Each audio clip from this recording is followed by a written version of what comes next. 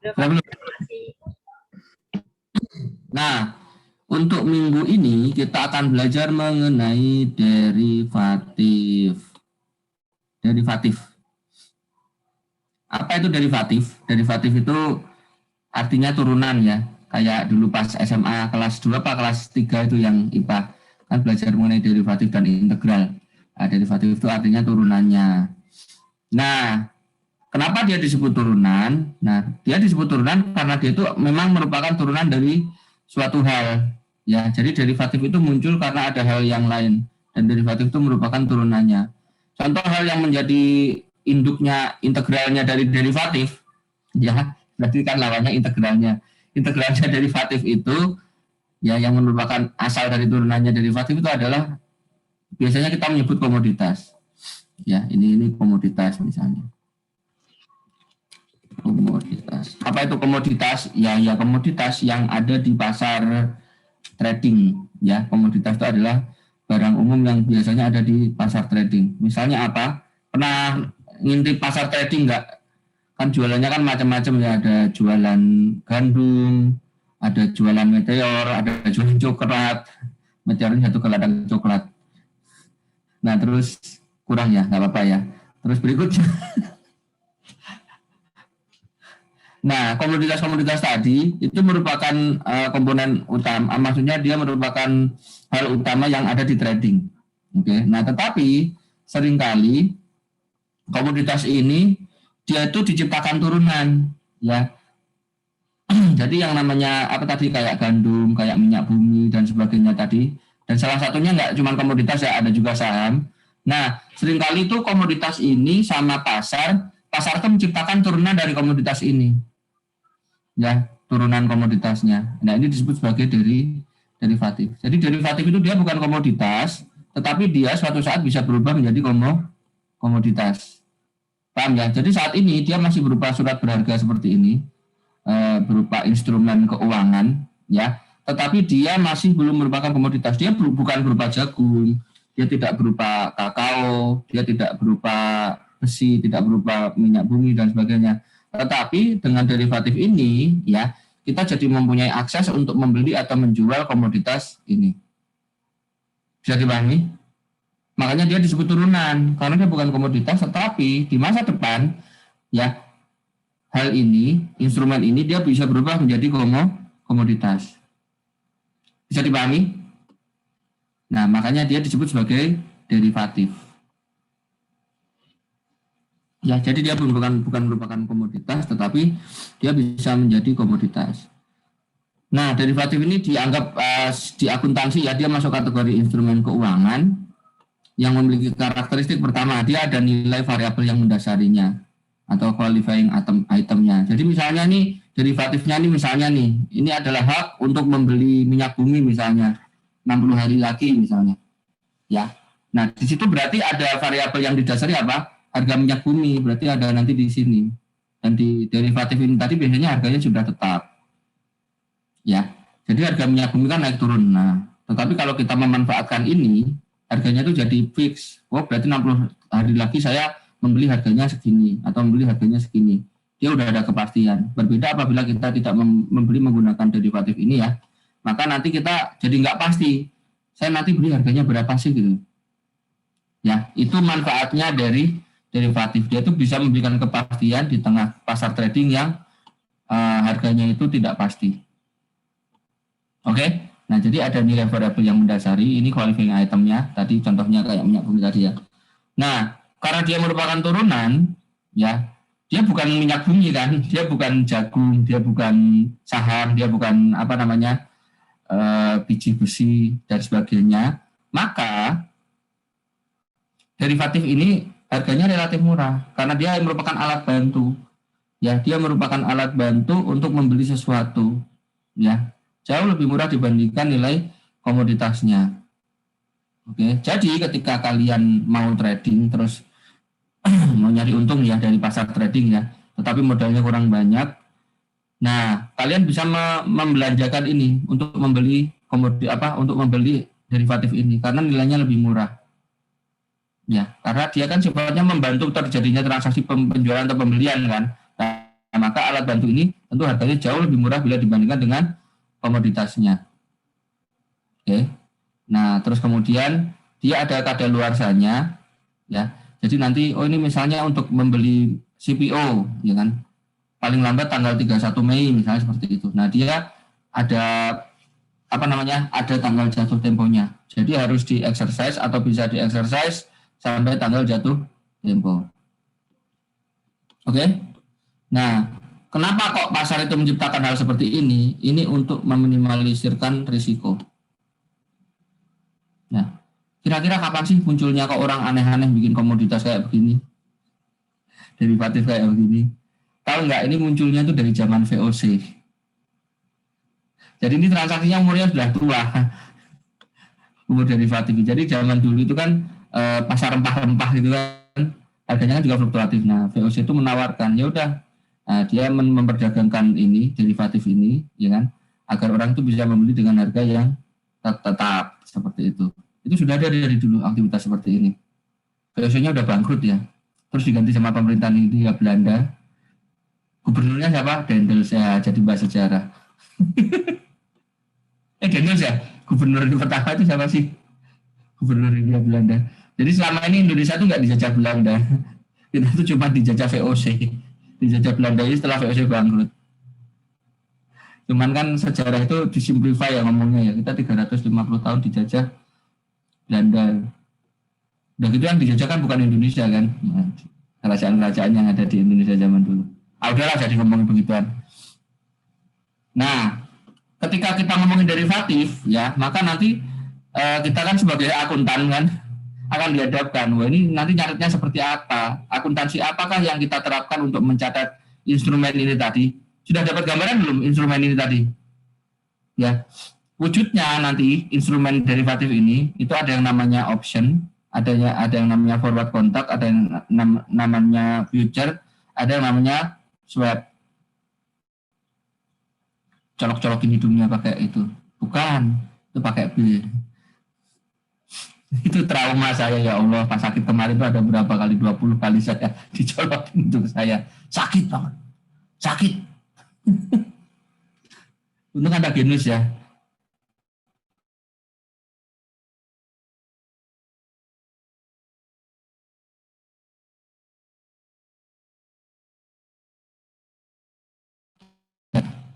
Suara saya kedengaran nggak? Laptop saya baru saja itu. Seperti itu, Pak. Oke, paham ya, ini jenis-jenisnya ya. Jenis-jenisnya lah. Nah, ketika kita memiliki option, ada forward contract, ada future, maka kan nanti secara akuntansi kan kita pasti dihadapkan akuntansi apa sih yang kita terapkan untuk mencatat dan melaporkan hal-hal ini semua. Nah, akuntansinya, sayangnya di akuntansi itu, ketika kita memiliki derivatif itu kita akan menjadi dua pilihan teman-teman cara mencatatnya. Ya, yang pertama kita akan mencatatnya sebagai, lemot banget komputernya, perasaan lagi nggak. Saya tuh nggak buka hal lain selain Zoom loh ya. Kok nggak bisa ngetik sih? Kalau nyeret bisa nggak? Nggak bisa ngetik doang. Nah, nanti kita bisa mencatatnya dengan dua standar akuntansi. Yang pertama kita akan mencatatnya sebagai transaksi derivatif biasa. Ya. Yang kedua kita bisa mencatatnya sebagai transaksi lindung nilai. Ini diatur pada standar yang berbeda. Oke. Jadi nggak serta-merta kita nyerat, nanti nyaratnya seperti ini gitu kan. Nah, bagaimana, apakah yang dicatat sebagai derivatif biasa dan apakah yang dicatat sebagai transaksi lindung nilai? Yang dianggap sebagai derivatif biasa itu adalah apabila kita beli derivatifnya itu tanpa didasari dengan niatan untuk melindungi nilai sesuatu. Ya udah, kita beli derivatif aja. Kamu ngapain beli option? Ya nanti kalau harganya naik, saya jual. Jadi dia itu tidak ada hal di dalam perusahaan yang pengen dilindungi dari transaksi derivatif tadi. Apa sih maksudnya dilindungi dengan bingung kan? Nah, habis itu saya jelaskan yang lindung nilai. Nah, derivatif seperti apa yang kita catat sebagai lindung nilai? Nah, sebuah transaksi derivatif ini, instrumen ini, pembelian instrumen ini, itu nanti akan dianggap sebagai transaksi lindung nilai apabila kita tuh niatnya untuk melindungi nilai yang ada di dalam perusahaan. Misalnya saya punya piutang nih gitu kan. 30 hari lagi itu jatuh tempo, saya dapat $1 juta, ya kan? Ya, dapatnya kan $1 juta sebulan lagi. Paham ya? Kursnya naik turun. Wah, nanti kalau saya begini, kursnya naik turun begini, nanti saat dapat uangnya, rupiahnya bisa kecil, bisa besar. Paham ya? Nah, maka untuk melindungi nilai ini gitu kan. Nah, saya membeli transaksi derivatif. Ini Pak, saya tanda tangan forward kontrak. Saya 3 bulan lagi, sebulan lagi mau jual dolar. Harganya fix sekian. Nah, bisa dipahami? Jadi kalau transaksinya untuk melindungi nilai yang ada di sebuah perusahaan seperti ini, maka dia akan dianggap sebagai hedging. Atau misalnya ini, saya biasanya tiap bulan itu memproduksi tiap bulan ya misalnya memproduksi 300 ton batu bara misalnya. Tapi kan harga batu bara naik turun nih gitu kan. Ya sudah kalau begitu saya membeli future gitu kan untuk menjual batu bara sebulan lagi. Tapi harganya sudah jelas kayak begini. Paham ya? Jadi barangnya itu memang belum ada, inventorinya belum ada, beda kayak piutang tadi ya. Kita kan punya aset yang namanya piutang. Ya. Jadi yang dilindungi dari derivatif itu satu, nilai aset kita atau nilai utang kita. Kalau utang kebalikannya, misalnya saya punya utang nih kan, saya bulan depan harus nyaur, harus membayar. Tapi kan nilai dolar naik turun. Ya udah saya bikin kontrak untuk membeli dolar 30 hari lagi. Tapi kontraknya ada sekarang. Harganya sudah tetap. Jadi nggak masalah nanti harganya berapapun, ya yang saya belinya harganya ini tadi. Paham ya? Kalau seperti itu kan dia ada nilai yang dilindungi. Bisa aset, bisa nilainya liabilitas. Yang terakhir yang bisa dilindungi adalah nilainya cash flow, future cash flow. Contohnya yang kayak produksi batu bara tadi itu loh. Ya. Oh saya biasanya memproduksi batu bara itu sebulan 30 ton. Nah ini saya bikin forward kontrak ya kan, untuk menjual batu bara 30 hari lagi. Harganya setonnya sekian kayak begitu. Sudah ditetapkan harganya. Karena kalau dia tidak bikin forward kontrak tadi, ya kan, maka dia akan harganya ya sesuai nanti pas harga pada saat jual bulan depan kan. Loh, saya mau kepastian gitu. Bisa dipahami ya. Jadi kalau dia itu niatnya membeli derivatif ini, melakukan kontrak derivatif ini untuk melindungi cash flow perusahaan atau melindungi aset atau liabilitas perusahaan, maka dia akan dianggap sebagai transaksi apa? Lindung nilai. Jadi akuntansi yang diterapkan nanti adalah akuntansi untuk lindung nilai. Tetapi apabila kita beli derivatifnya itu ya udah beli-beli aja gitu kan. Tanpa niatan untuk melindungi nilai aset perusahaan atau nilai liabilitas atau cash flow perusahaan, maka kita akan menggunakan standar untuk derivatif biasa. Gimana? Sudah bisa dipahami?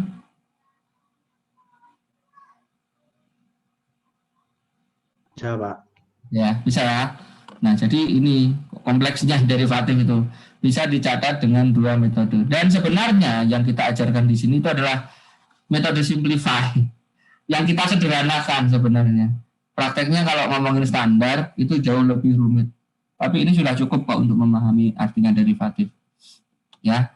Nanti siapa tahu kalian setelah ini kan jadi praktisi yang aktif untuk melakukan ini derivatif ya, berarti harus dipelajari lagi nanti ya. Ini hanya pengantarnya. Nah, instrumen-instrumen derivatif itu adalah seperti instrumen kan? Ada forward contract, ada future, ada option, ada swap. Kalau klarinet instrumen bukan? Tidak, Patrick, itu bukan instrumen. Maaf ya. Salah, harusnya ngomong pakai suara switchboard. Patrick, itu bukan instrumen. Enggak, ini maksudnya instrumen derivatif, bukan instrumen musik ya. Ya, ada forward contract, future, option, sama swap. Maaf ya kalau nggak lucu ya. Tolong kuatkan. Sabar, ini bukan ujian. Nah, apa itu forward contract? Forward contract itu adalah kontrak antara dua belah pihak. Ini ada perusahaan A, ada perusahaan B. Ya, dia tanda tangan kontrak yang A ini mau menjual sesuatu di masa depan. Berarti kebalikannya yang B mau membeli sesuatu di masa depan dari A. Paham ya? Di mana harga komoditas yang dia perjualbelikan itu naik turun, fluktuatif. Tapi dua pihak ini mau harganya tetap. Ya udah saya jual 3 bulan lagi harganya sekian. Misalnya saya mau jual gandum nih 15 ton. Per tonnya itu ya nanti 5 juta misalnya begitu. Ya sudah ditetapkan harganya 5 juta. Oke, 5 juta kita aja. Paham ya? Itu namanya forward kontrak untuk membeli dan menjual sesuatu ya dengan harga yang sudah disepakati di awal. Oke, jadi di kontrak ini nanti ada national amount-nya. National amount itu jumlah pertama ada komoditasnya ya. Komoditasnya apa sih yang mereka perjualbelikan di masa depan disebutkan. Terus ada notional amount, tulisannya ini ya, ada notional amount. National amount itu adalah jumlah barangnya yang diperdagangkan, terus berapa jatuh temponya kapan, terus sama yang terakhir adalah harganya berapa, harga yang mereka sepakati atau harga kontrak istilahnya begitu. Paham ya? Harga kontraknya berapa? Oke? Nah, komoditasnya ya semuanya bisa. Semua komoditas minyak bumi, gandum dan sebagainya tadi bisa, kurs juga bisa, saham juga bisa. Ya, semuanya bisa. Intinya segala sesuatu yang dia itu ada ketidakpastian harga, mereka bisa membuat forward kontrak. Terus berikutnya ada yang namanya future kontrak. Nah, future kontrak ini sama seperti forward kontrak, tetapi bedanya adalah kalau future, saya misalnya saya mau membeli kurs misalnya, saya membeli dolar nih 30 hari lagi gitu kan. Nah, kalau ini kan berikatan dengan pasar B kan. Nah, kalau di ini apa namanya? Di future kontrak ini dia nanti akan melakukan transaksinya itu di pasar. Ini di pasar. Pasar saham. Pasar saham, pasar modal. Ini dia itu akan datang ke pasar modal. Nah, terus dia akan membeli future, ya kan, akan membeli future kontrak yang ada di pasar. Paham ya bedanya? Kalau ini nggak ada di pasar, kalau ini ada di pasar, future kontrak itu ada di pasar. Nah, contohnya misalnya di pasar itu sudah ada, di salah satu bentuk future yang ada di pasar itu misalnya future untuk membeli dolar, ya kan, per lembarnya 1.000 misalnya, harganya sekian, harganya sudah ada, jatuh temponya 30 hari. Nah, ini seragam semua kontraknya. Jadi pahami nggak? Karena dia diperdagangkan, maka sertifikat-sertifikat ini tadi nilainya sudah fix. Misalnya per lembarnya 1.000 dolar gitu ya. Terus kemudian per dolarnya 15.000 dan sebagainya. Itu sama semua. Paham ya? Nah, nanti di tempat lain di sini itu tuh ada yang jual future ini, ada yang jual. Paham ya? Ini dia membeli di pasar, ini orang ini menjual di pasar. Dan nanti dia transaksinya di pasar. Nanti ada perantara di sini yang membantu mereka untuk menandatangani kontrak ini. Paham ya? Jadi sama seperti ini, cuman kalau ini dia membelinya di pasar. Jadi bedanya adalah kalau ini karena ini kan kontrak dari dua belah pihak ya, antara pembeli dan ada pihak yang membeli dan menjual komoditas tadi. Jadi ini custom yang ini tuh. Nilainya berapa, terus kemudian jumlahnya berapa, itu dia sudah bisa diakali, terserah mereka mau berapa. Paham ya? Tetapi karena future ini tuh antara A dan B ini tidak ketemu langsung, ya, maka kontrak yang dijual sama si B atau yang ditawarkan sama si B di pasar itu nilainya sudah fix. Misalnya saya menjual 1.000 kontrak misalnya, saya mengedarkan 1.000 kontrak. Nah, per kontraknya itu angkanya sudah jelas. Per lembarnya misalnya 1.000 dolar, harganya sekian gitu. Jadi pahami nggak? Jadi ketika misalnya di sini, saya butuh 5.000 dolar nih 5 bulan lagi, di sebulan depan, maka saya harus membeli berapa kontrak? 5 kontrak seperti itu. Bisa dipahami? Jadi kurang lebih sama, sebenarnya kurang lebih sama, cuman bedanya kalau ini mereka hubungan langsung, kalau ini hubungannya di pasar. Ketemu langsung enggak ketemu juga. Bisa dipahami ya?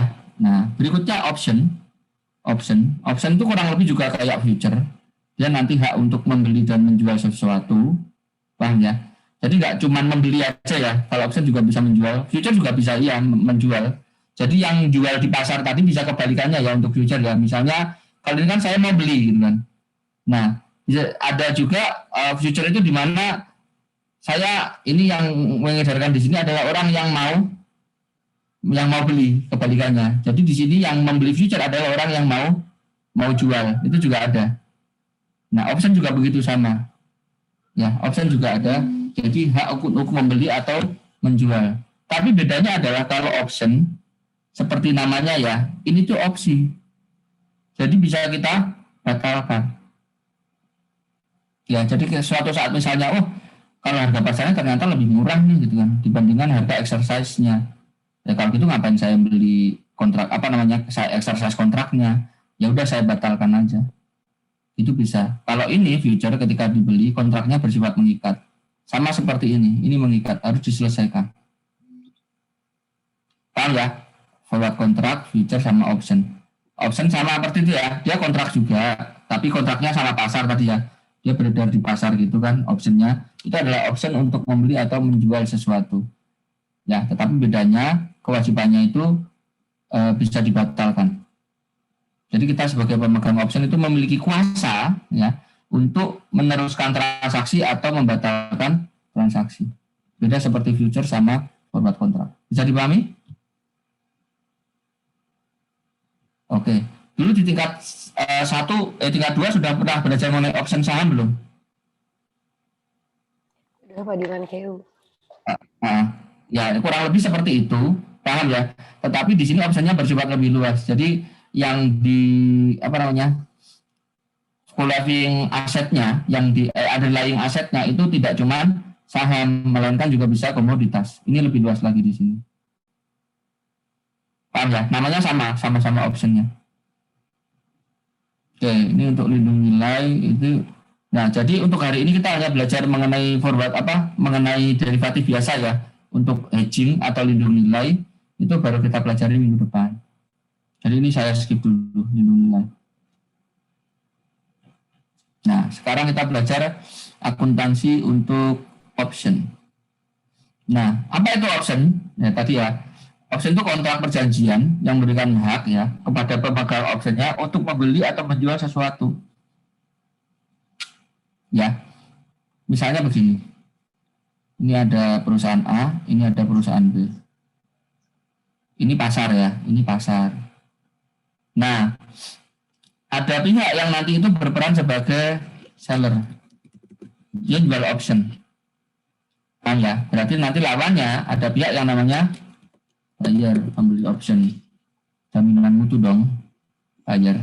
Nah, terus berikutnya, nah, nanti di sini dia tuh menjual option di pasar. Ini option pertama.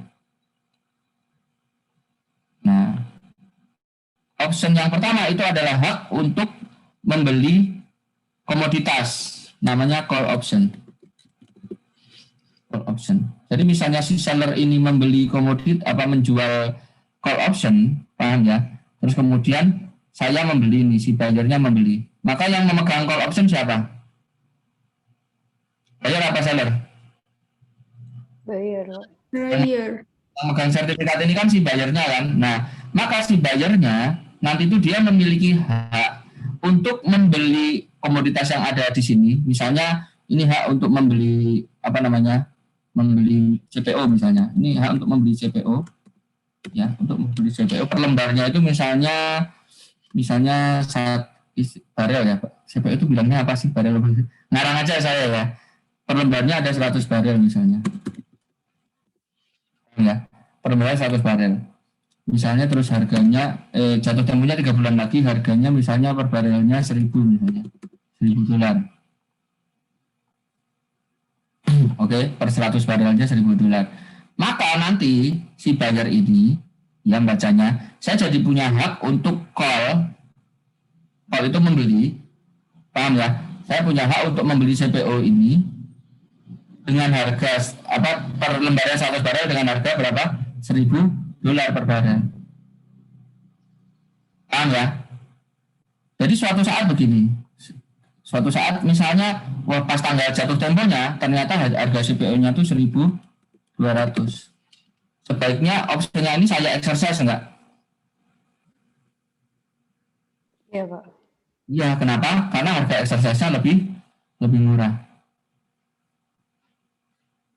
Jadi pahami? Nah, kebalikannya seandainya harga minyak di luar itu, harga CPO di luar itu misalnya 900, sebaiknya saya exercise nggak? Enggak, mending beli dari luar. Paham ya? Istilahnya kalau yang jadi beli itu istilahnya di pasarnya strike. Kalau nggak beli no strike. Ya, kalau apa namanya tempat jualan yang buat nggak jadi kepanjangan mikirnya jadi nggak lucu. Tempat jual HP yang bisa buat beli namanya Counter Strike. Kelamaan kan tadi harusnya begitu. Nggak bisa diajak bercanda ya kalian ya. Oke, saya akan serius. Nggak bisa dong. Paham ya? Nah, haknya di sini yang menentukan wajib dibeli atau enggak, wajib itu atau enggak itu si buyer. Jadi ketika buyer memutuskan untuk membeli, maka sellernya ya harus pakai eksekusi. Dia ngikut keputusannya si sini. Paham ya? Karena dia jual, salah sendiri jual gitu kan. Oke, bisa dipahami? Nah, yang kedua ada yang namanya put option. Ini put naruh.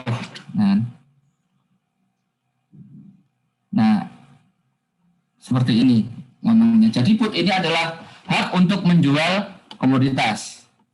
Kalau tadi hak untuk membeli. Put hak untuk menjual komoditas. Misalnya saya membeli ini, si bayarnya membeli ini kan. Sama misalnya, ini hak untuk membeli CPO. Ya, maka ketika harga di pasarnya tadi kan 1.000 kan. Harga di pasar sekarang 1.200. Sebaiknya ini saya exercise nggak? Tadi harga kontraknya di sini berapa? Harga kontraknya put tadi 1.000 ya? 1.000. Enggak, Pak. Nah, jadi saya sebagai penjual sebaiknya ini saya exercise nggak bayarnya? Enggak. Enggak kan? Kenapa? Karena kalau saya jual di luar harganya berapa? 1.200. Jadi logiknya kebalikannya. Paham ya? Tetapi seandainya harga pasarnya itu di luar itu murah, misalnya 800, nah ini sebaiknya saya exercise. Dan ketika saya exercise, ya dia harus beli. Salah sendiri jual. Bisa dipahami ya cara kerjanya option ya? Ada 2 jenis, ada call option, ada put option ya. Terus ada 2 pihak nanti, ada yang jadi seller, ada yang jadi buyer. Nah, kalau ngomongin aktivitasnya berarti nanti ada 4 kombinasi teman-teman. Ada 4 kombinasi. Ada sell call, ya kan? Ada sell put, ada buy call, ada buy put. Oke. Nah, tetapi karena dosen Stan baik ya, kita hanya belajar yang dari pihak pembeli. Jadi ada 2 variasinya nanti. Cuman buy call sama buy put. Yang sell-nya nggak kita pelajari.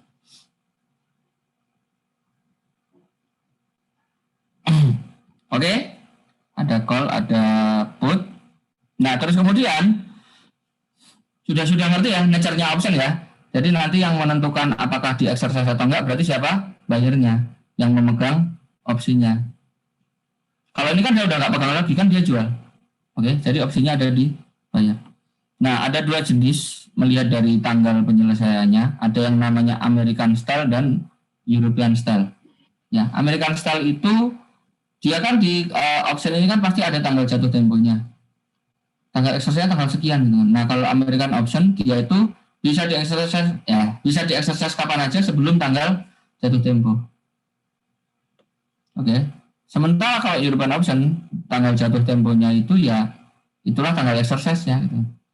Jadi nggak bisa di-exercise sebelum tanggal jatuh tempo.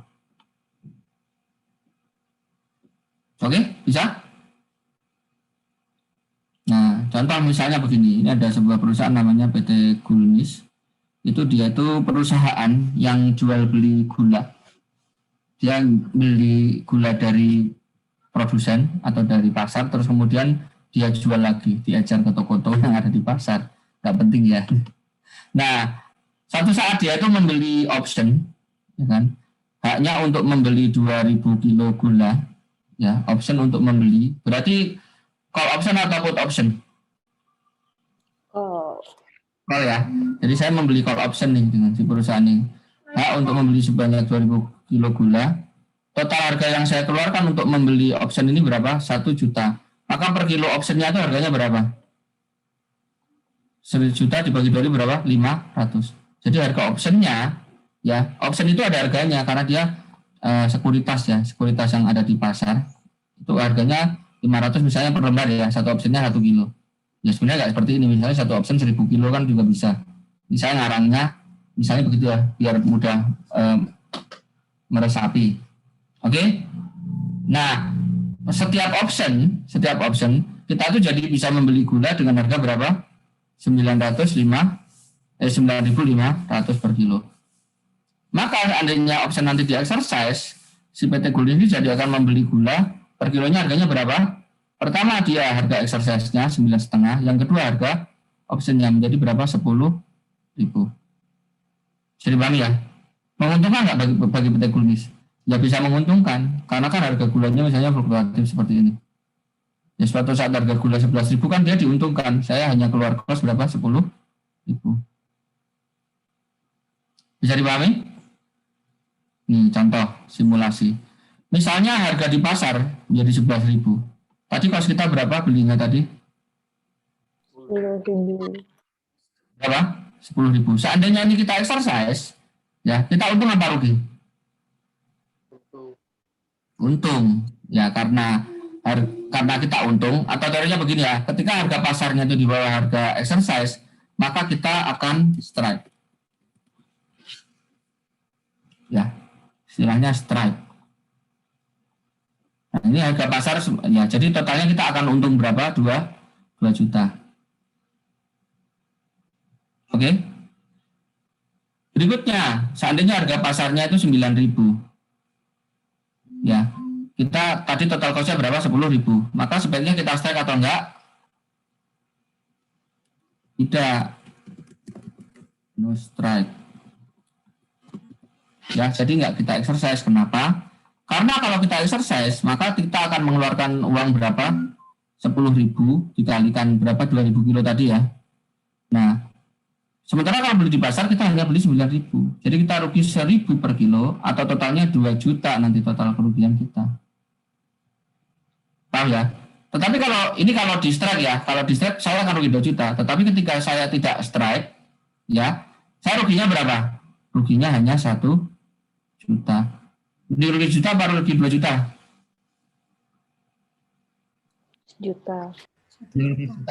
Nah, makanya dia milih no strike. Ya, jadi ya di option ini, misalnya pun kita rugi, kerugian kita itu nanti maksimalnya hanya akan 1 juta, teman-teman. Contohnya nih tadi, kan kita bisa rugi 2 juta kan? Tapi kan kita bisa milih rugi juta. Jadi mending rugi berapa? Mending rugi juta kan? Nah, seperti itu. Jadi option itu keuntungannya itu tuh bisa membatasi kerugian kita. Ya, kerugian dari salah beli harga. Oke, saya teruskan lagi ya. Berikutnya ketika harga pasar 12 ya, terus ini harga tadi 10.000 ya, maka kita akan untung 4.000, jadi pasti akan strike ya. Nah, ini salah ini. Spoiler salah lagi. Nah, misalnya harga pasar 9.700. Terus kemudian harga kita tadi berapa? 10.000 ya totalnya. 10.000 itu tadi jangan lupa, itu unsurnya ada option. Optionnya berapa? 500. Dan juga ada apa? Harga gula per kilo. Exercise-nya ya 9.500. Oke. Seandainya kita strike, maka per kilo kita akan rugi berapa? 300. Maka total kerugian kita akan menjadi berapa? 600.000. Seandainya kita nggak strike, no strike, maka kerugian kita berapa? Harga optionnya berapa? 1 juta. Mending strike atau enggak? Strike, Pak. Strike.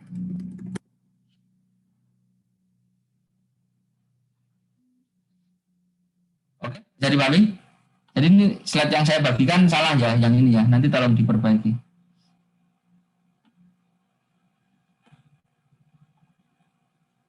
Bisa ya? Nah, ini gambarannya option. Nah, berikutnya bagaimana untuk akuntansi option.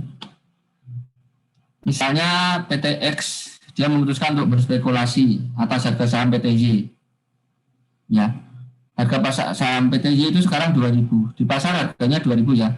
Nah, terus dia itu membeli option.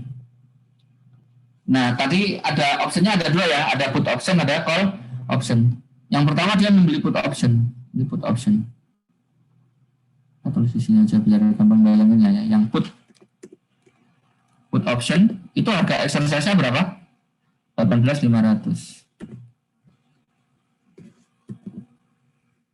Oke. Nah, sementara di waktu yang sama dia juga membeli juga. Ini orangnya benar-benar pemain ini. Selain beli put dia juga membeli 10.000 lembar call. Saya beli call. Di mana harga exercise-nya berapa? 22.000. Paham ya? Ini totalnya 10.000 lembar. Yang satunya juga 10.000 lembar. 10.000. 10.000.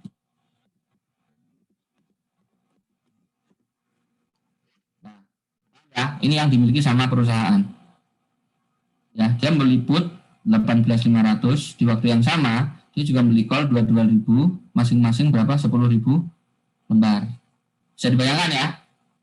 Maka bagaimana cara mencatatnya? Oh ya, harga per lembarnya tadi berapa? Harga per lembarnya adalah 10.000. Ya, ini jadi ada harganya teman-teman.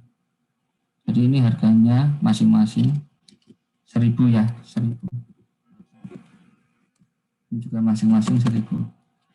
Jadi ketika kita membeli option, kita akan keluar biaya berapa? Per lembarnya 1.000.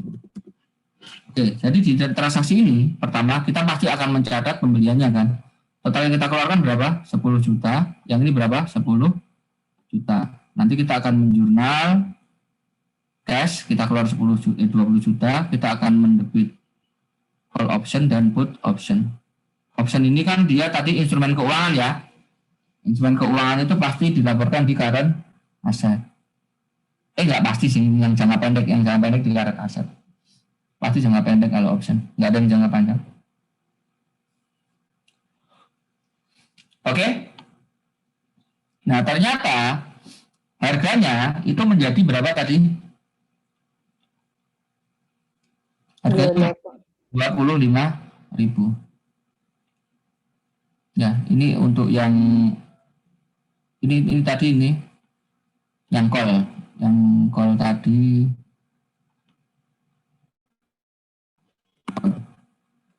ya, harganya call-nya tadi berapa? 22 ya. Nah, ternyata sekarang harga pasarnya itu harganya berapa? 25.000.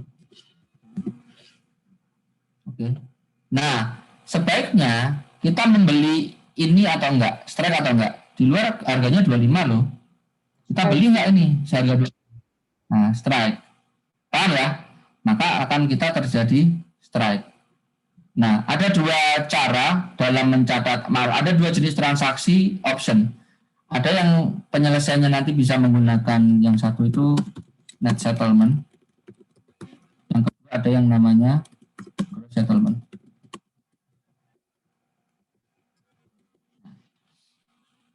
Net ada yang gross.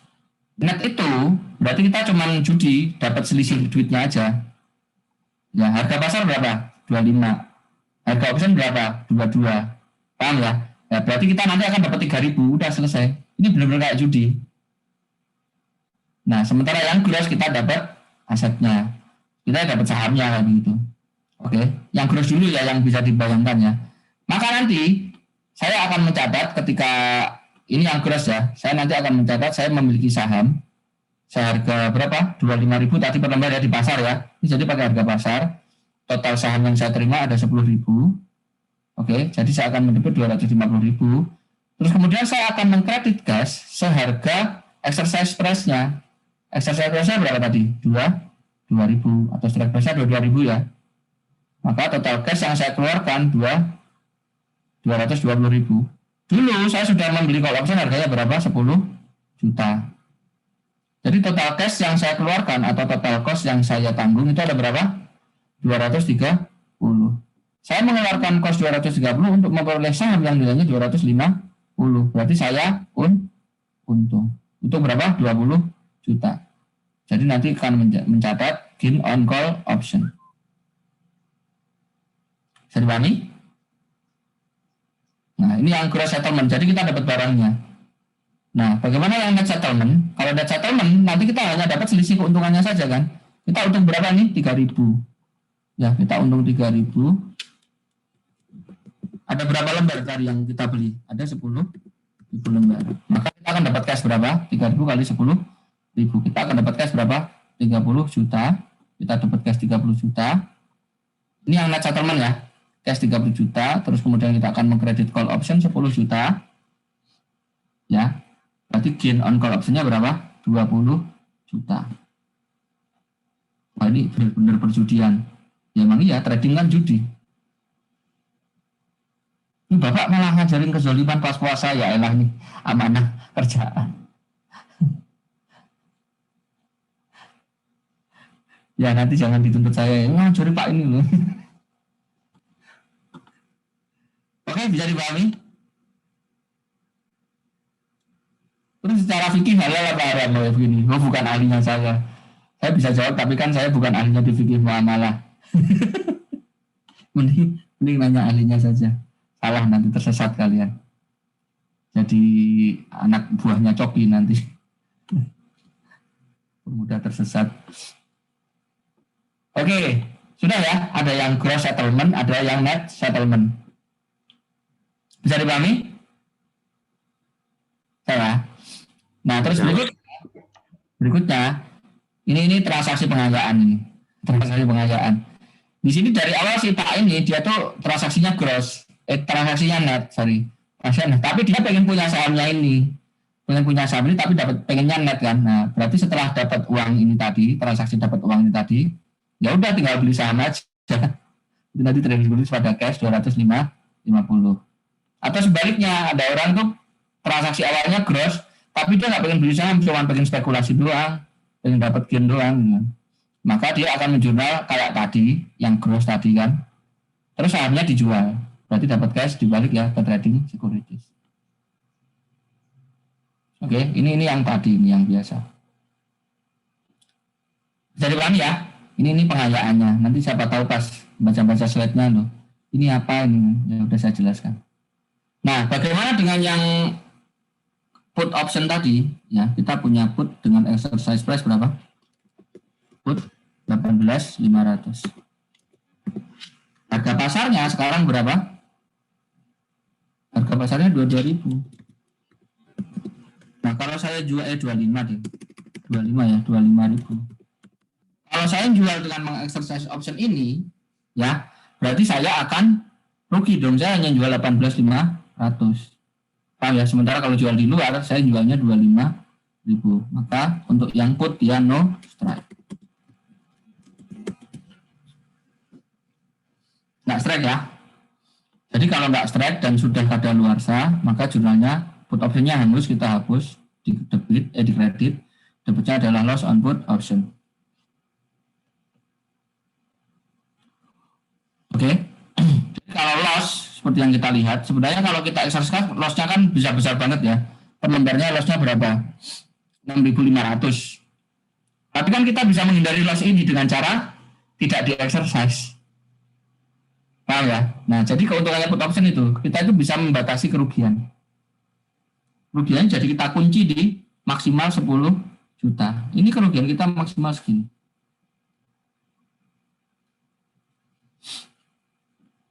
Oke? Ada yang ditanyakan untuk option? Option sudah selesai? Bisa Pak? Ya. Duluan. Andi, silakan Andi.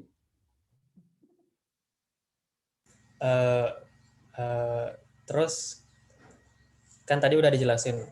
Terus alasannya harus dikasih jangka jatuh tempo kenapa Pak? Ya kan, ya ada kejelasan juga. Namanya transaksi kan butuh kejelasan. Bayangkan kalian sebagai penjual, terus menjual sesuatu nggak ada jatuh temponya misalnya. Ya, kalian butuhkan ini kapan ini selesainya transaksi ini. Kalian pun secara akuntansi juga nggak bisa mengakui sebagai keuntungannya kapan. Ya, jadi dan itu sudah berlaku umum, kayak bond itu loh. yang namanya kewajiban itu ada jatuh temponya. Jadi kewajiban untuk membeli atau menjual bagi pembelinya, bagi penjual opsinya tadi itu biar jelas juga. Oke? Terus caranya menetapkan harga put sama call tadi gimana Pak? Pasar. Kalau perusahaannya kan awalnya ya emang lihat ya, dia lihat biasanya harga option berapa sih ya, pasti dia akan menetapkan nggak jauh-jauh amat dari situ ya, tergantung komoditasnya. Setiap komoditas itu kan ada kewajarannya sendiri-sendiri ya. Misalnya ada komoditas CPO, nanti per barrelnya berapa optionnya, terus kemudian untuk itu ya dia melihatnya dari kewajaran itu tentunya. Boleh nggak menentukan di luar kewajaran, suka-suka yang jual dong sebenarnya, paham ya? Nah tetapi nanti yang membuat mekanisme di pasar tadi kan kita beli seharga berapa tadi 1.000 itu option di 1.000. Nah, itu sudah mekanisme pasar. Di pasar harganya tiba-tiba pas jatuh harganya jadi 1.000. Bisa jadi dulu pas orang yang jual harganya nggak 1.000. Ya, tetapi pas kita beli dengan sudah beredar di pasar harganya jadi 1.000 misalnya. Di pasar sih umumnya di pasar. Ya penetapannya kayak penetapan harga saham gitu. Kenapa kok perusahaan bikin saham harga pernya sekian? Ya suka-suka aja gitu. Nah, nanti yang akan mengapresiasi harga saham nanti adalah si pasar. Sama option juga begitu. Oke?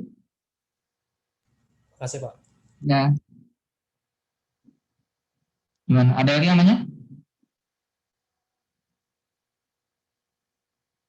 Saya mau nanya, Pak. Oke, silakan. Kalau misalnya yang strike yang putnya, berarti tinggal cash pada trading ya Pak kalau di sini Pak? Kalau misalnya strike gimana Pak jurnalnya? Tapi kan ini no strike ya, karena rugi banget ya. Rugi banget. Ini jurnal imajiner aja ya. Misalnya strike berarti kita harus jual kan. Ya, kita harus jual, maka nanti kita akan mendebit kita dapat cash sebesar harga strike-nya.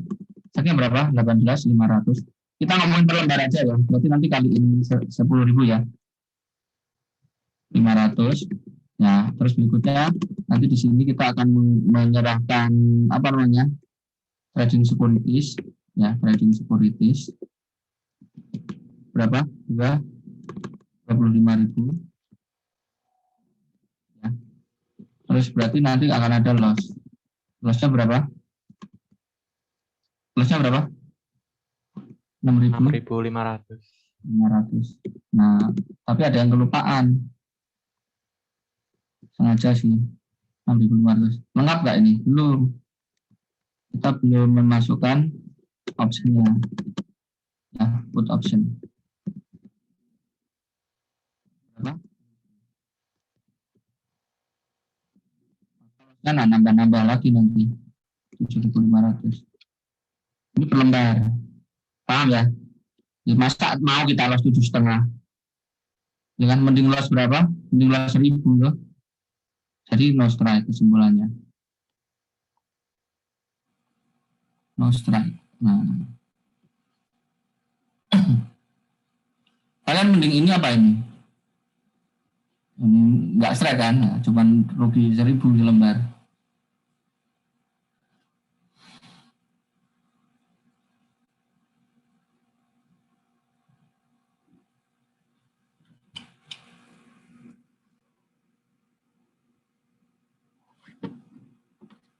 Oke, ada lagi yang nanya? Saya Pak. Pak ini mau apa? Misalkan perusahaan beli put option untuk bisa menjual produknya dengan harga 15.000 misalkan apa ya. Habis itu dia kan mau beli put option itu pasti ada hitung-hitungan, misalkan dia berani ngambil put option yang 15.000 itu karena misalkan HPP produknya 10.000, jadi kan udah ada margin 5.000 ya Pak ya. Ya. Nah misalkan ini dijualnya harga pasarnya 20.000, habis itu dia no strike, apa jadi loss Pak? Padahal kalau di striking pun harga jualnya udah lebih dari HPP. Kamu bandinginnya jangan dengan HPP, tapi dengan jual di pasar. Kan barangnya kan jadi dijual di pasar dengan harga berapa? 20.000 misalkan. 20.000. Tapi kan sebenarnya tetap untung kita, Pak. Walaupun kita strike ya. Ya silakan. Ya tetapi kalau kita ngomong umumnya sih nggak seperti itu.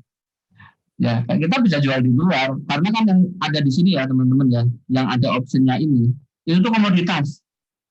Ya komoditas itu di trading itu kencang banget. Kalian bisa jual minyak bumi kapan aja, kalian bisa jual CPO kapan aja tanpa perlu khawatir nanti ada yang beli atau enggak.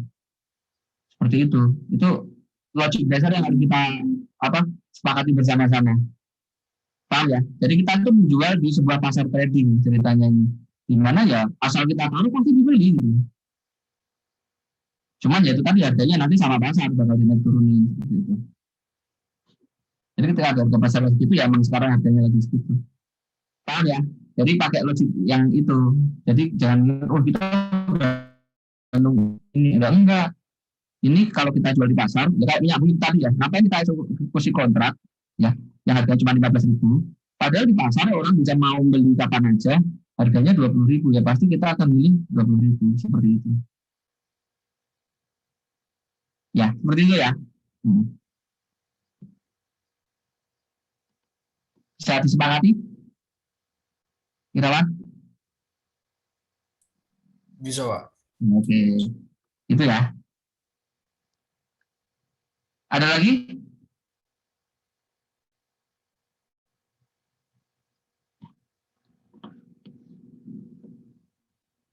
Oke, kalau tidak ada, kita lanjut ke forward contract dan future contract. Tadi sudah saya jelaskan ya, kalau forward contract dan future contract itu adalah kesepakatan perjanjian antara dua pihak untuk membeli dan menjual. Tetapi bedanya kalau future, itu kita transaksinya terjadinya di pasar. Kalau forward kita ketemu nih dengan orangnya langsung. Paham ya? Nah, karena future tadi pakai pasar, ya itu sudah ada standar per kontraknya, per lembar derivatifnya ini dia sudah jelas. Oh ini ada 1.000, terus ini jumlahnya ada fix. Bisa dipahami ya? Ini jumlahnya sudah pasti, sedangkan di future contract itu tuh diperdagangkan di bursa yang terorganisir. Ya, tadi sudah ada di bursa. Jadi ini jumlahnya itu sudah fix ini. Kalau forward kontrak kan kita harus tanda tangan nanti buat kontrak lagi. Nggak enaknya future itu ya.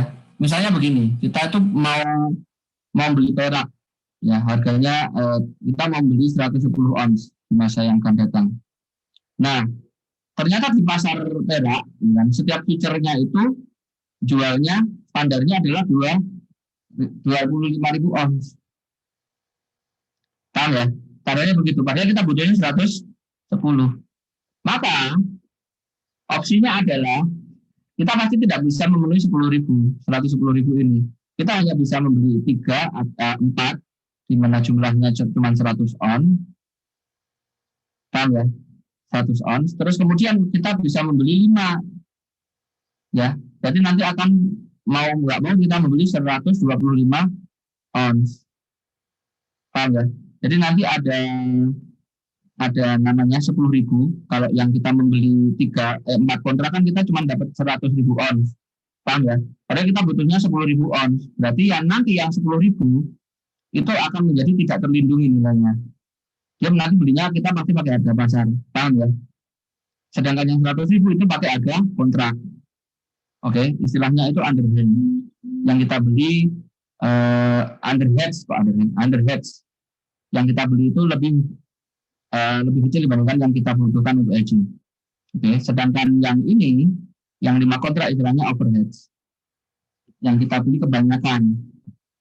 Jadi kita butuhnya cuma 110 karena kontraknya cuma nggak mau per lembarnya 25, kita jadi belinya dilebihin misalnya seperti itu. Paham ya? Itu kekurangannya future. Kalau forward kontrak bisa nggak seperti ini? Enggak, kan cuma kontrak antara dua pihak. Ya udah terserah mereka dong mau jual berapa. Bisa dipahami ya? Halo? Bisa Pak, bisa. Bisa, Pak. Ini tadi sudah ya, ini sudah.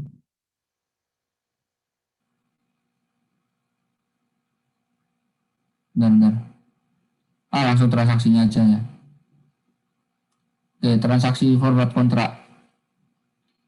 Untuk poin aja. Jadi untuk forward kontrak itu juga sama seperti option. Bisa net settlement, bisa gross settlement ya teman-teman ya. Contoh misalnya begini, si eksportir dia itu menjual produknya ke luar negeri. Nah, dia dapat piutang sebesar $1 juta. Saat itu pas dia menjual piutang, pas menjual aset tadi, ya menjual produknya dia dapat $1 kan. Kursnya waktu itu adalah 15.000. Jadi kita punya piutang $1 juta, jatuh tempo 30 hari. Wah, tapi dolar naik turun nih, sekarang 15, bisa nggak nanti kita nggak dapat 15 miliar? Kan bisa aja dapatnya 14 dong, gitu kan. Nggak mau, saya maunya kita fixin aja deh, gitu kan. Jadi paham ya? Nah, maka dia membuat forward kontrak dengan salah sebuah broker, ya kan. Dengan nilai kontrak berapa? 15.000. Nah, berarti kontraknya ini kita jual dolar atau beli dolar?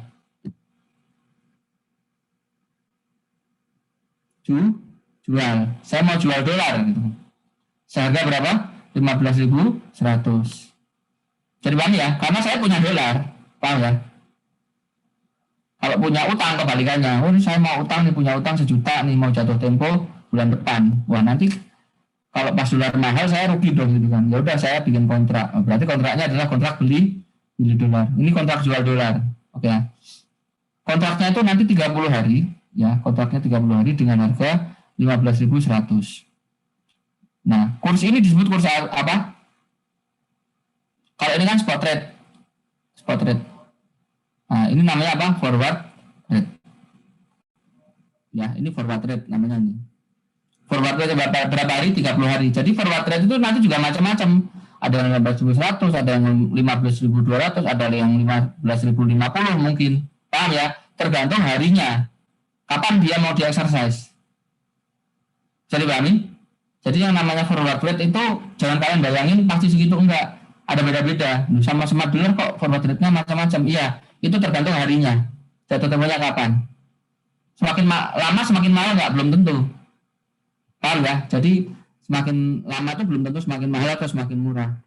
Ya, harganya bisa naik turun. Hati-hati ya. Nanti di soal nanti kalian mungkin akan dikasih tabel. Forward-nya ada yang 30 hari, 60 hari, dan sebagainya. Kalian harus pintar ngepas-ngepasin nanti. Oke? Bisa ya? Nah, ini karena simplify soal, ini langsung kita kasih forward rate 30 hari di sini. Oke? Bisa?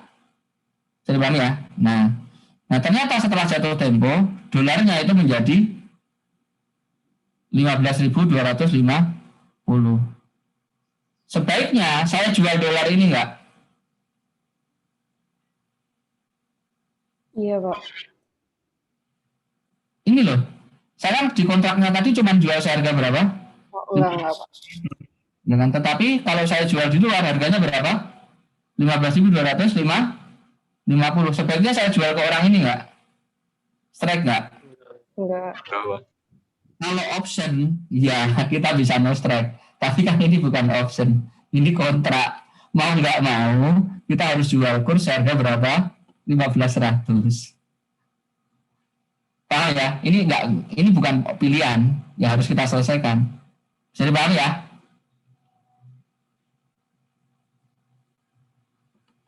Oke? Jadi nanti kita akan ada kerugian kalau begini ceritanya.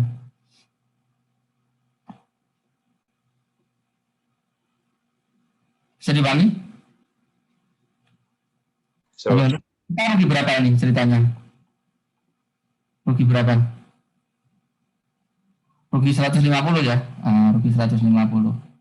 Berarti ada dua kemungkinan nanti. Kita cuma nyerahin 150 aja kalau yang net settlement. Paham ya? Kalau gross settlement berarti ya kita dapat dolarnya nanti. Bingung ya? Ya udah, ini kasih contoh lagi. Nah, dalam tutup poin aja ya di jurnal akuntansinya ya. Ini penjelasan dari yang sudah saya jelaskan tadi. Yang saya jelaskan tadi itu sudah dijabarkan ini di sini. Nanti kalau mau diingat-ingat di itu lagi. Nah, untuk mencatat forward kontrak itu ada dua pendekatan teman-teman. Ada dua pendekatan. Yang pertama kita pakai pendekatan yang mempertimbangkan time value. Time value. Atau yang kedua, tidak mempertimbangkan time value. Tergantung perusahaannya kebijakannya seperti apa. Oke? Kalau mempertimbangkan time value seperti ini. Oke. Jadi nanti kerugiannya ini tadi, teman-teman, kerugiannya ini tadi, kita kan rugi 150 per dolar, paham ya? Itu tinggal dikalikan saja dengan time value-nya, faktornya berapa gitu.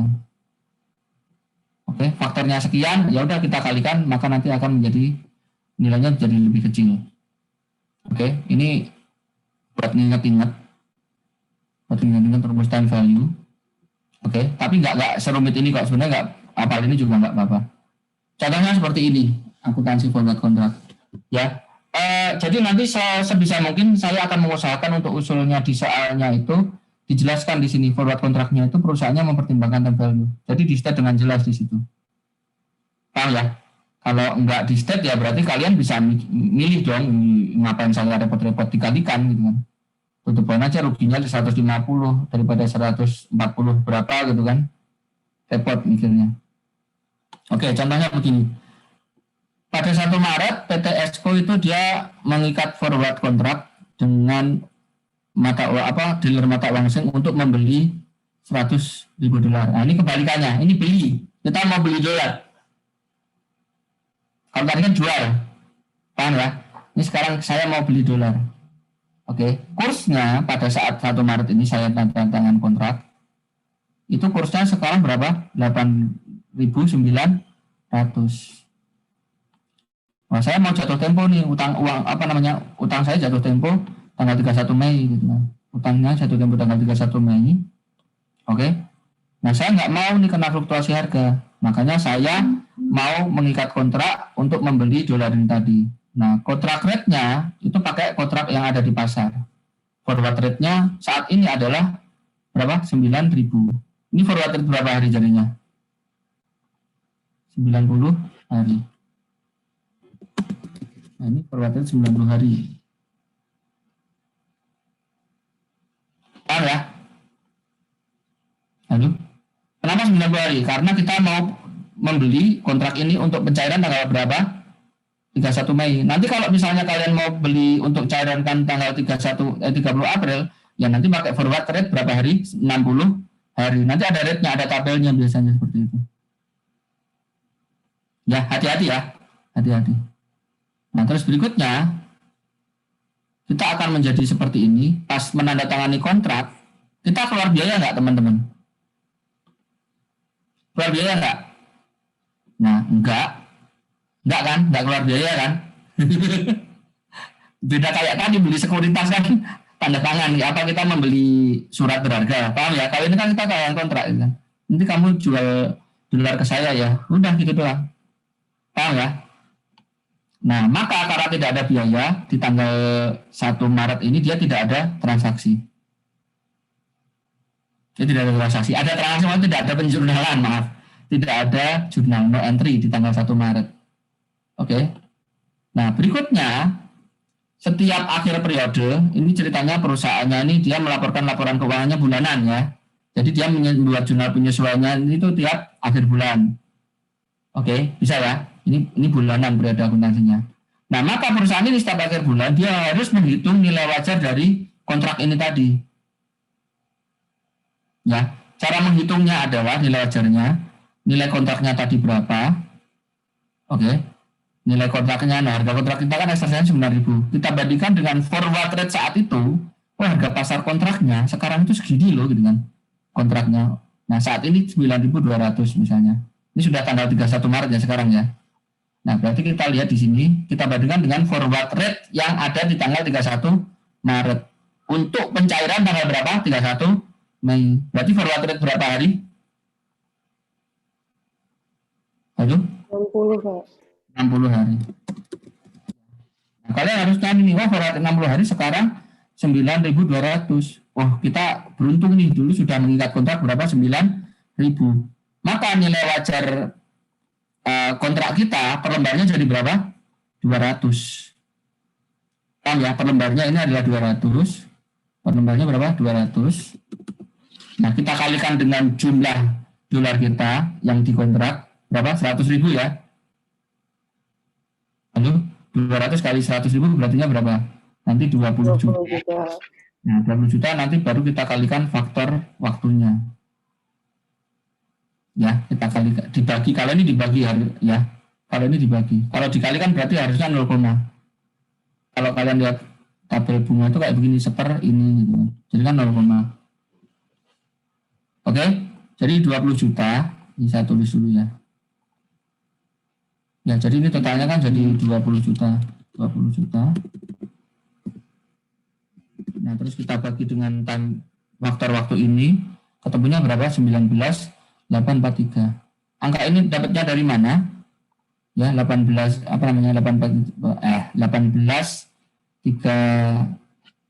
entahlah berapa itu. Itu dapatnya dari 1, ya kan? Ditambah 1 ditambah berapa? Suku bunganya berapa? 5%, tapi kan 5% setahun. Ini kan kita baru sebulan kan? Ya, kita pakainya bulanan. Berarti nanti adalah kita kan ini 5/12. 1 ditambah 5/12, baru kita pangkatkan berapa? 2. Pangkat itu nulis lambangnya gimana sih pangkat? Yang saya kebalik itu loh. Iya, saya tahu. Di keyboard Di nulisnya 6 Pak, di atas 6, shift 6. Ah, betul. Nah.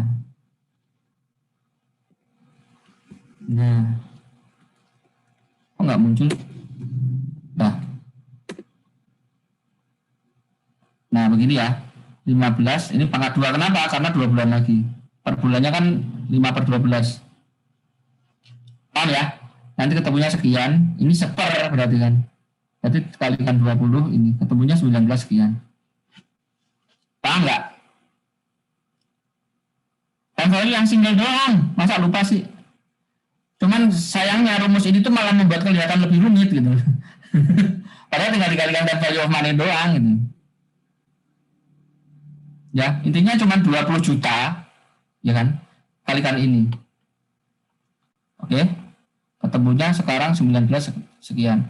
Dulu kita nilai wajarnya berapa? Option kita, forward contract kita masih 0, maka nanti di laporan keuangan kita harus menambahkan ya agar kita punya forward kontrak yang nilai wajarnya 19 juta ini, ya berarti kita harus menambahkan 19 juta. Maka kita jurnalnya akan menjadi forward kontrak 19 juta 834 pada gain on forward kontrak 18 juta sekian. Ini kalau mempertimbangkan time value of money. Jurnal berapa? 20 juta. Paham ya? Ininya 20 juta. Ini untuk perusahaan yang tidak mempertimbangkan time value of money. Ini yang mempertimbangkan.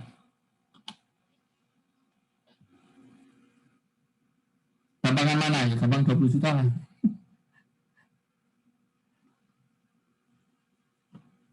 Oke, bisa dipahami? Halo? Nah, terus kemudian di bulan depan, tanggal 30 April, harga forward rate 30 hari, forward dari 30 hari, di mana jatuh tempo kita kan 30 hari lagi kan, berarti kita bandingin dengan forward 30 hari ini, 9.100, oke, rate kita berapa? 9.000, untung berapa kita? Untung 100, ya, untung 100. Maka nilai wajar dari kontrak kita adalah menjadi 100 dikali 100.000, ya, berapa? Jadi 10 juta, jadi 10 juta. Ya, jadi 10 juta kita. Nah, terus kita kalikan time value of money tadi, rumusnya kayak ini. Berarti pangkatnya pangkat 1 ya sekarang ya.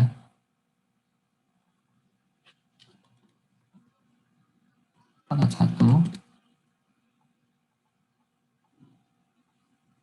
Taruh sini. Pangkat 1, atau nggak usah dipangkat lah. Kan pangkat 1.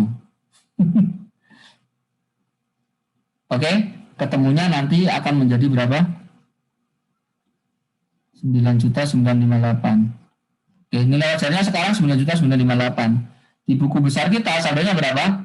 19.348. Maka di sekarang harus kita jurnal berapa pengurangannya? 9875. Maka kita akan menjurnal loss on forward contract pada forward contract 9875. Kenapa harus kita buat tiap bulan ini penyesuaiannya? Karena laporan keuangan kita apa, Bu? Bulanan. Kalau tahunan ya nggak usah ngapain. Oke? Nah, terus kemudian sudah jatuh tempo, nilai kontraknya, nilai kurs spotnya ternyata adalah 9250. Untung besar kita hanya membeli seharga berapa? 9.000. Sementara kalau beli di pasar berapa? 9250. Maka nilai wajar kontrak kita menjadi berapa? 25.000. Oke, jadi 25.000. Maka saldonya tadi berapa? 9.958. Kita tambahkan biar menjadi 25 juta. Kita tambahkan berapa? Kita tambahkan 1541. Forward kontrak 15.041 pada gain forward kontrak 1541. Maka saldo forward kontrak kita menjadi berapa? 25 juta. Paham ya? Maka kita akan ketika di exercise kalau yang gross, maka kita akan memperoleh cash dalam bentuk dolar sejumlah berapa? 925. Itu adalah tadi berapa kursnya? 9.250 kan? Kita kalikan 100.000. Jadi 925 juta. Sementara kita hanya akan membayar berapa? 900 juta. Paham ya? Kontrak kita kan 9.000 doang. Jadi paham ya? Nah, terus kita akan mengkredit forward kontrak 25 juta.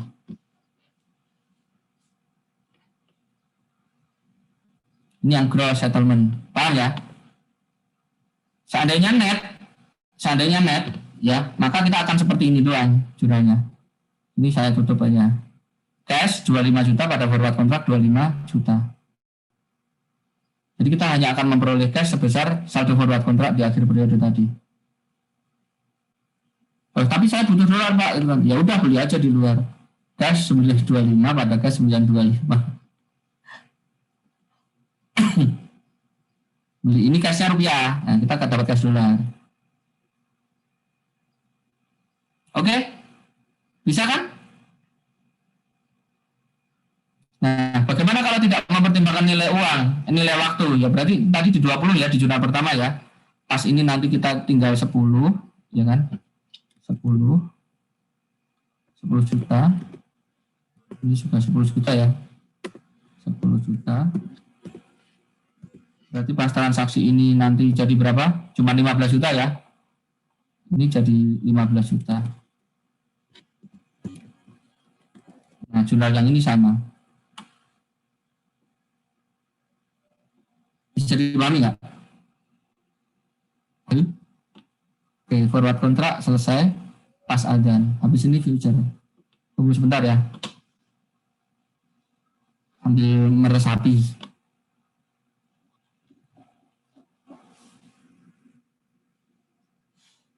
Allahu Akbar, Allahu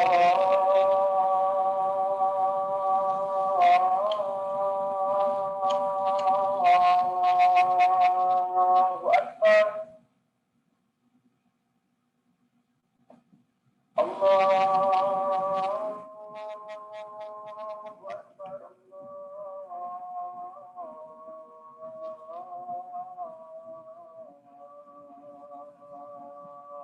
Akbar.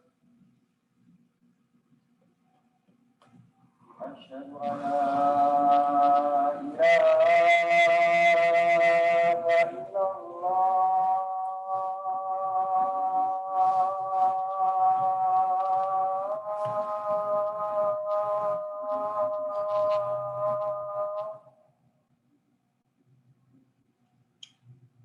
Asyhadu an la ilaha illallah.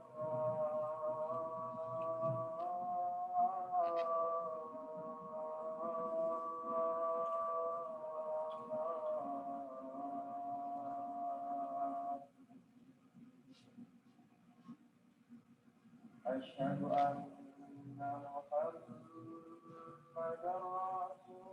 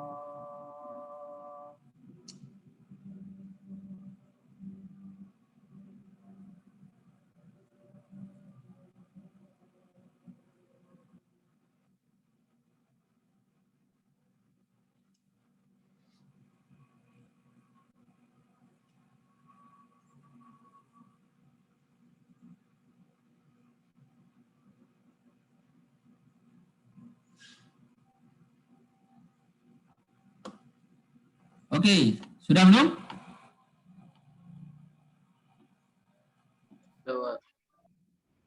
Oke, bisa ya forward kontrak gampang ya. Yang membuat sedikit lebih rumit ini tadi ya gara-gara ada time value of money. Tapi intinya ya cuma selisih itu tadi keuntungannya atau kerugiannya kalikan aja dengan time value of money. Sesimpel itu kok. Ya. Jadi memang ada rumus tadi membuatnya jadi terlihat lebih rumit. Kayak Jinsu. Jinsu siapa sih namanya? Korea Romit itu loh. Nggak ngerti. Hansol Jang, Pak. Siapa namanya? Hansol. Oh Hansol kok Jinsu. Jinsu siapa lagi? Maklum ngertinya orang Korea cuma satu doang. Kim Jong Un. Itu pun Korea Utara ya. Oke, berikutnya future contract. Ya, di future contract itu sama seperti pada forward contract, tapi dia yang diajarkan di sini nggak ada time value-nya, untungnya ya. Nah, dia kurang lebih sama seperti forward contract, tetapi bedanya kalau forward contract tadi kan nggak ada cash yang diserahkan di awal ya. Nah, future contract ini praktik bisnis yang berlaku ya agar kontraknya itu semakin mengikat. Kan beda dengan forward contract di mana orangnya itu sudah ketemu berhubungan, ngerti nih. Jadi kalian kalau mau nuntut nanti tahu nuntut siapa. Kalau future kan kita nggak tahu nuntut siapa. Maka untuk mengikat sebagai pembeli kontrak, nanti perusahaannya itu nggak beli kontrak, melainkan nanti dia akan menyerahkan uang muka. Paham ya? Jadi untuk mengikat biar kontraknya itu yakin bakal dia selesai seperti itu. Bisa dipahami? Halo? Nah, terus di pasar itu kuotasinya kan juga sudah jelas tadi ya. Misalnya untuk BBM misalnya per forward nanti ya per 3.000 kiloliter misalnya seperti itu. Nah ini jadi bingung ini lagi, balik ke sini lagi. Tadi sudah paham ya bahwa kontrak yang ada di future ini, misalnya kita beli 10 gitu kan. Nah masing-masing nanti standarnya sama. Jadi pasar itu standarnya sama. Misalnya kayak minyak ini nanti per lembar kontrak ini nanti dia pasti 3.000. Jadi kalau kita butuh 10.000 ya berarti bisa kelebihan atau kekurangan. Udah kayak forward kontrak di mana kita bebas buatnya. Oke? Untuk poin aja. Akuntansi future. Misalnya di 1 Maret kita berspekulasi bahwa harga emas itu akan naik. Ya. Untuk itu kita membeli 10 kontrak future. 10 future kita beli untuk emas dengan harga $900 per ons. Nah, setiap kontrak itu mengandung 100 ons. Berarti ada berapa emas yang akan kita beli? 1.000 ons ya. Ini maaf ini salah translasi ya. Ini bukan ons 100 gram tapi bahasa Inggris. Kalau saya melihat di buku aslinya itu kayak begini nulisnya ons. Ons itu bukan 100 gram. Ya, sebentar. Saya cari.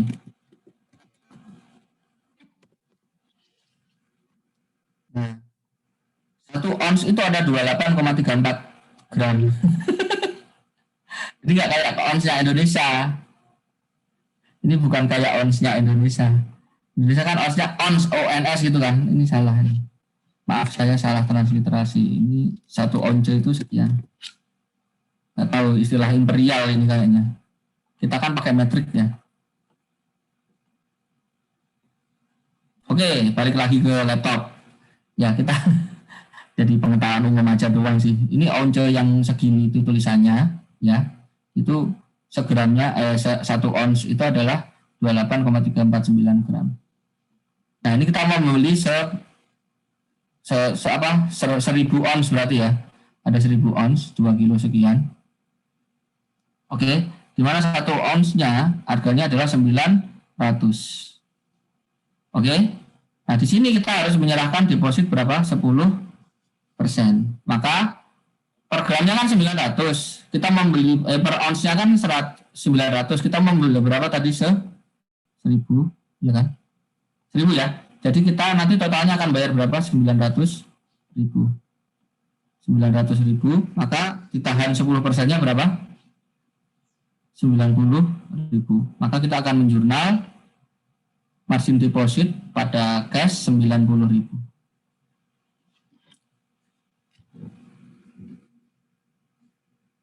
Oke, ini gampang kok jurnalnya. Derivatif itu umumnya gampang jurnalnya. Yang susah pengertiannya. Memang untuk memperoleh yang pengertian itu memang susah. Posisi. Oke, terus berikutnya tadi kita menjurnal terus berikutnya ya. Pada tanggal 31 Maret harga emasnya itu menjadi 950 per ons. Kita udah melihat keuntungan. Tadi kan kita bisa membeli seharga berapa? 900 per ons. Nah, ini yang gaya Amerika. Bisa di-exercise nih. Ya. 950 ya. Nah, dulu harga kontrak kita berapa? 900. Wah, kita sudah untung nih gitu kan. Kalau beli di luar kan 950. Maka kita akhiri kontraknya. Udah, saya selesaikan kontraknya di sini. Bayar saya gitu kan. Nah, maka kalau kita menggunakan gross ya. Oke, pertama uangnya dikembalikan, kita akan menjual cash pada margin deposit 90.000. Oke, terus kita akan membayar emasnya seharga 1.000 dikali harga pasar saat itu. Nah, tetapi cash yang kita serahkan hanya 900.000. Paham? Jadi kita untung berapa? Untung 50.000. Ini saya bateri. Paham ya? Selesai di sini jurnalnya. Oke? Gampang kan? Halo, bisa dipahami ya? Jadi kita dapat uangnya nih. Uangnya dibalikin dulu yang itu tadi. Cash pada margin deposit, terus kemudian gold seharga sekian, terus cash pada gain. Nah, terus ternyata kita nggak butuh emasnya misalnya, ya udah dijual aja. Maka jurnal cash pada gold berapa? 950. Tetapi jurnal future-nya selesai di sini ya. Ini tambahan aja seandainya kita butuh. Ini yang gross ya, settlement. Bagaimana kalau net? Kalau net berarti kita dapat untung berapa tadi? 50. Kita akan dikasih uang berapa sama dia? 50. Paham ya? Tetapi kan kita ngasih uang muka berapa? 90. Maka kita akan mengkredit gain sama uang muka 90. Jadi cash yang kita terima menjadi 140. Ini yang net. Ini net. Nulis net aja susah. Jelek banget. Oke? Ini apa lagi ini? Ini pengayaan aja ya. Ini ekstra. Silakan kalau mau mempelajari variasi kayak yang depan tadi itu loh. Oke? Sudah selesai untuk materinya. Ada yang ditanyakan?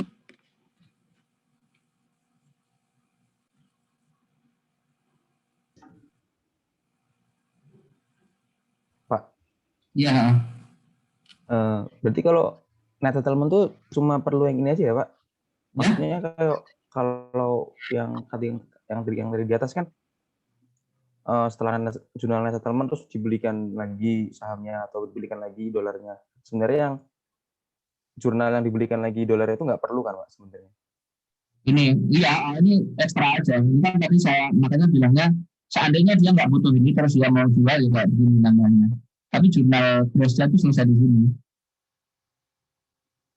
Paham ya? Begini doang. Ini tambahan aja, ini tambahan keterangan. Makanya hati-hati baca slide. Harus tidak dijelaskan sama dosennya kan pusing. Iya, Pak, siap-siap. Nah, Pak, nanya fikihnya gimana, Pak? apa? Ini kalau fikih gimana sih, Pak? Kok kayaknya agak gimana gitu ya Pak? Saya nggak berani jawab, salah nanti konsultasi ke Pak Irwan itu. Kebetulan kan saya juga memang anggotanya syariah accounting di pusat studi akuntansi syariah di STAN juga kan. Saya tahu, cuman janganlah ini mata kuliah lagi lain. Kalau mau gabung dengan di penelitiannya, oke? Ya Pak, siap. Saya penasaran soal sih Pak soalnya. Ya, kalau mau PM nanti ya.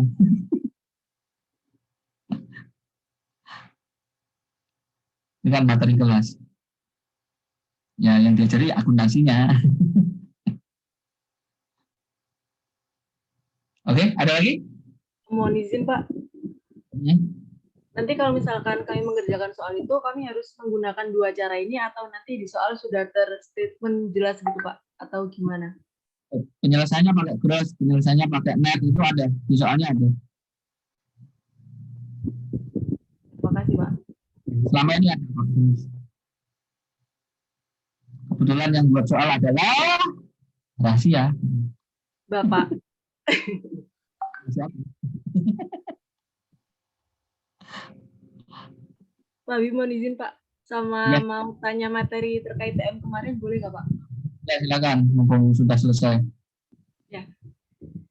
Yang terkait TM kemarin yang translasi Pak. Hmm.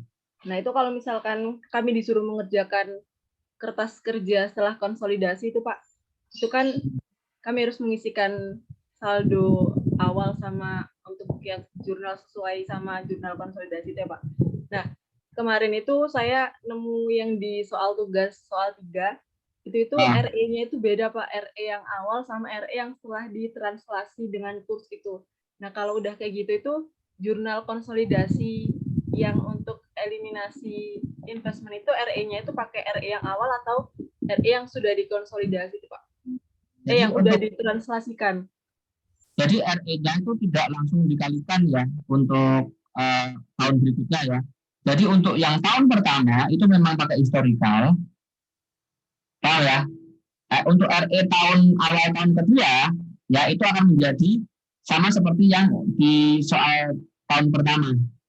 Jadi saldonya berapa di tahun pertama itu harus dicari dulu memang, terus dijumlahkan.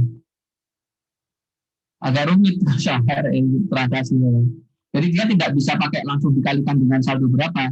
Nah, itu merupakan jumlah dari satu historical RE pas awal jumlahnya dulu beli, paham ya?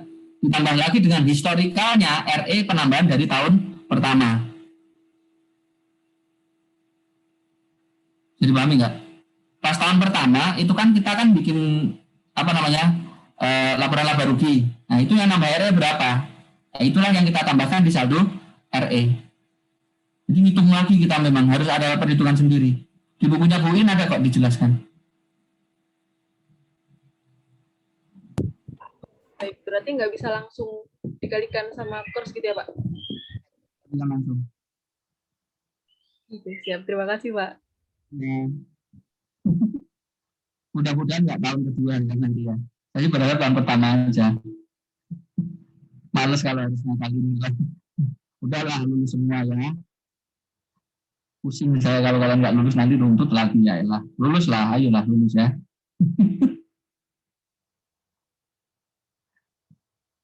Oke. Ada lagi? Ya nanti minggu depan kita bahas kalau itu masih itu bingung.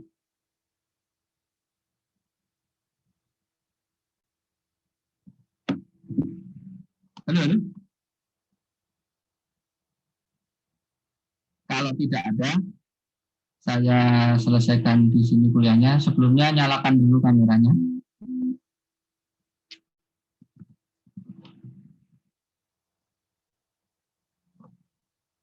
Satu, dua, tiga. Ya, mangap saya. Kan bilang 3 tadi ya. Biar nggak mangap tuh bilang angka berapa ya? Sebelahnya 1, 2, 3. Kalian tahu nggak kalian di sebelah mana? Di sebelah kiri atau sebelah kanan? Nggak tahu ya? Nggak urut apa-apa, ini random banget ini memang sih itu. Oke, tugasnya sudah saya posting di Classroom. Biasanya telat saya ya, ini kebetulan lagi rajin. Oke. Bukannya kebanyakan kayaknya kemarin jadinya rajin. Oke ya. Habis ini kita sesi latihan, saya akan standby di mana? Di WhatsApp. Kalau ada yang ditanyakan, tanyakan saja. Ya, saya tutup untuk sesi Zoom-nya, tapi kelasnya belum saya tutup ya. Saya akan tutup dalam 1, 2, 3.